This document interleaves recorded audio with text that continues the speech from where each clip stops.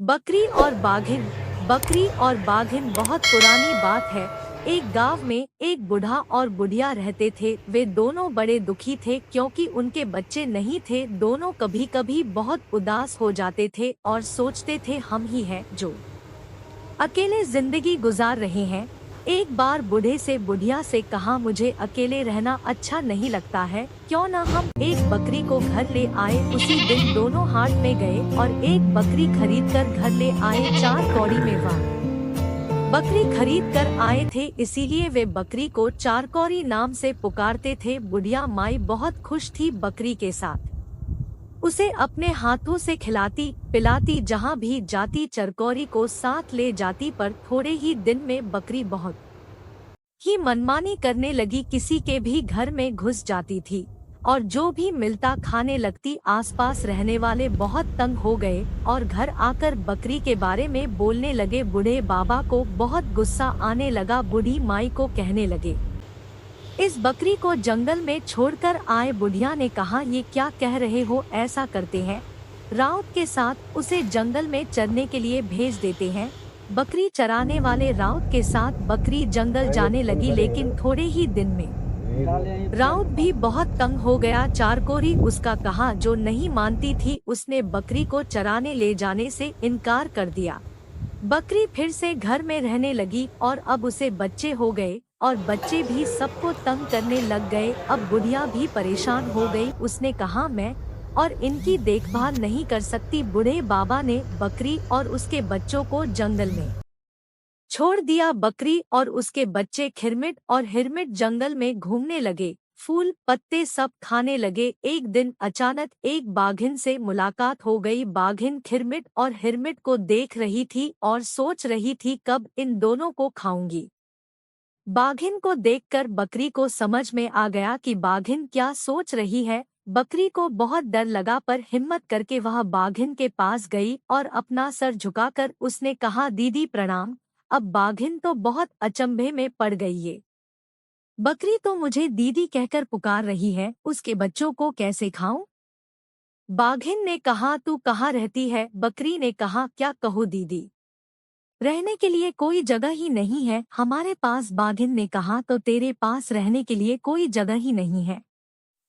ऐसा कर मेरे साथ चल, मेरे पास 2 मांद है, एक में तू अपने बच्चों के साथ रह जा। बकरी बड़ी खुशी से बाघिन के पीछे पीछे चल दी। उसे पता था बाघिन दीदी संबोधन से बड़ी खुश हुई थी और अब वह उसके बच्चों को नहीं खाएगी। बाघिन के मांद के पास दूसरे मांद में अपने बच्चों के साथ बकरी खुशी से रहने लगी। बाघिन भी उसे तंग नहीं करती थी, लेकिन कुछ दिनों के बाद बाघिन को जब बच्चे हुए, बाघिन फिर से बकरी के बच्चों को खाने के लिए बेचैन हो गई। बच्चे पैदा होने के बाद वह शिकार करने के लिए नहीं जा पा रही थी। भूख भी उसे और ज्यादा लगने लगी थी। बकरी बाघिन के आंखों की ओर देखती और मन ही मन चिंतित हो उठती। वह बाघिन के पास जाकर दीदी दीदी कहती और बातें करती रहती ताकि उसकी आंखों के भाव बदल जाए। बाघिन उससे कहती, मेरे बच्चों का कोई नाम रख दो। बकरी ने ही कहा, एक का नाम एक कांटा, दूसरे का नाम दुकाटा हूँ। बाघिन के बच्चे एक कांटा और 2 कांटा और बकरी के बच्चे खिरमिट और हिरमिट। शाम होते ही बाघिन ने बकरी से कहा, तुम तीनों अगर हमारे संग सोते तो बड़ा अच्छा होता, या किसी एक को अगर भेज दो। अब बकरी बहुत परेशान हो गई, क्या कहूँ बाघिन से।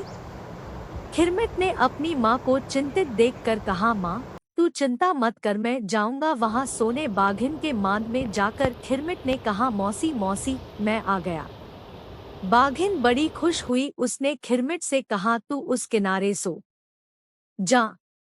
खिरमिट लेट गया, लेकिन डर के कारण उसे नींद नहीं आ रही थी। थोड़ी देर के बाद वह उठकर बाघिन के पास जाकर उसे देखने लगा। हाँ, बाघिन गाढ़ी नींद में सो रही थी। खिरमिट ने धीरे से एक कांटा को उठाया और अपनी जगह उसे लिटाकर खुद उसकी जगह में लेट गया। जैसे ही आधी रात हुई, बाघिन की नींद खुल गई। वह मांद के किनारे धीरे धीरे पहुंची और आंखों तब भी नींद रहने के कारण ठीक से नहीं देख पा रही थी, पर उसने तुरंत उसे खाकर सो गई। जैसे ही सुबह हुई, खिरमिट ने कहा, मौसी मैं अब जा रहा हूँ। बाघिन चौंक गई, खिरमिट जिंदा है तो मैंने किसको खाया? वह तुरंत अपने बच्चों की ओर देखने लगी। कहा गया मेरा एक कांटा। बाघिन गुस्से से छटपटा रही थी। उसने कहा आज रात को आ जाना सोने के लिए। उस रात को जब खिरमिट पहुंचा सोने के लिए, उसने देखा बाघिन अपनी पूंछ से दो कांटा को अच्छे से लपेटकर लेटी थी। अब खिरमिट सोच में पड़ गया। बाघिन ने कहा जा उस किनारे जाकर सो जा। खिरमिट उस किनारे जाकर लेट गया, लेकिन उसे नींद नहीं आ रही थी। वह धीरे से मांद से बाहर आ गया और चारों ओर देखने लगा। उसे एक बड़ा सा खीरा दिख गया।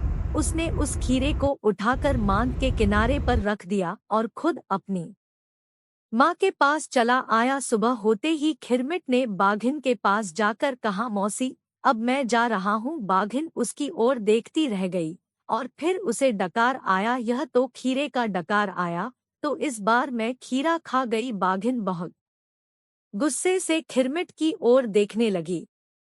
खिरमिट धीरे धीरे मांद से बाहर निकल आया और फिर तेजी से अपनी माँ के पास पहुंचा। दाई दाई, अब बाघिन हमें नहीं छोड़ेगी, चलो जल्दी चलो, यहाँ से निकल पड़ते हैं। बकरी खिरमिट और हिरमिट को लेकर भागने लगी। भागते भागते बहुत दूर पहुँच गई। बकरी खिरमिट और हिरमिट को देखती और बहुत दुखी होती। ये नन्हे बच्चे कितने थक गए हैं।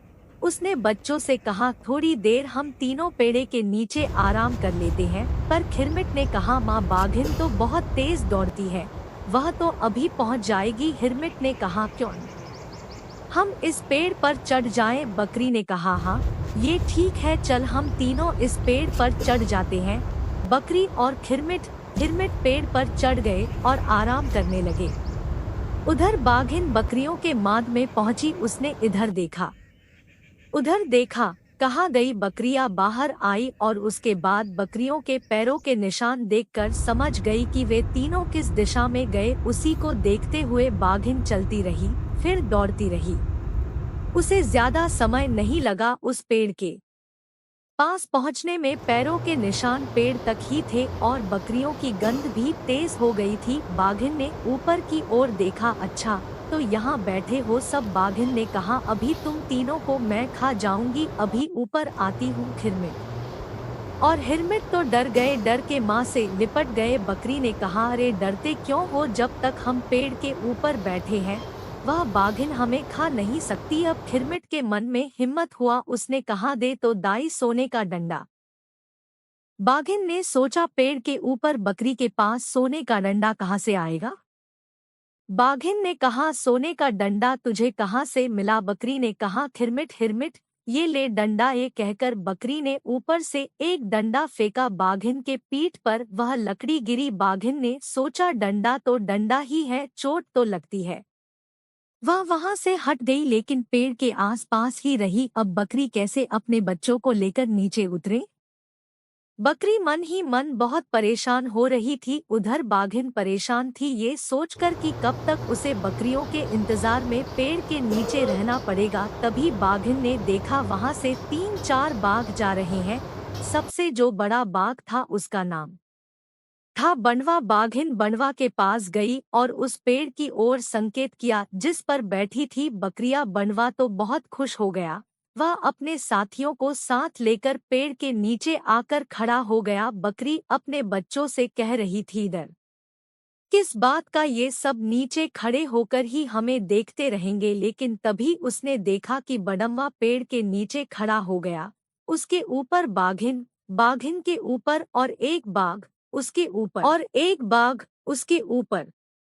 अब तो चौथा बाघ पेड़ के ऊपर तक आ जाएगा। बकरी अब डर गई थी, कैसे बचाए बच्चों को। तभी खिरमिट ने कहा दे तो दाई सोना के डंडा तेमा मारो तरीके बंडाए। सुनकर बड़म्बा जो सबसे नीचे था भागने लगा और जैसे ही वह भागने लगा बाकी सब बाघ धड़ाम धड़ाम जमीन पर गिरने लगे। गिरते ही सभी बाघ भागने लगे। सबको भागते देख बाघिन भी भागने लगी। बकरी ने कहा चल खिरमिट, चल हिरमिट, हम भी यहाँ से भाग जाए, नहीं तो बाघिन फिर से आ जाएगी बकरी अपने बच्चों को साथ लिए दौड़ने लगी। दौड़ते दौड़ते जंगल से बाहर आ गए तीनों सीधे बूढ़ी माई के घर आ गए और बूढ़ी माई को चारों ओर से घेर लिया। बूढ़ी माई और बूढ़ा बाबा उन तीनों को देखकर बड़े खुश हुए। अब सब एक साथ खुशी खुशी रहने लगे।